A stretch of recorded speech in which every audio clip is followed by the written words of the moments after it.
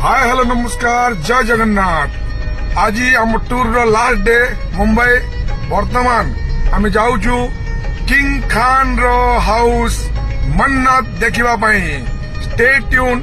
मु निश्चय आपन देखेबी मन्नत पाखे आम कौन कौन एंजॉयमेंट करूँ आ भली से जगार जाइकी आमे हमर वीडियो और रील्स बनइबू। निश्चय देखिए। Stay tune.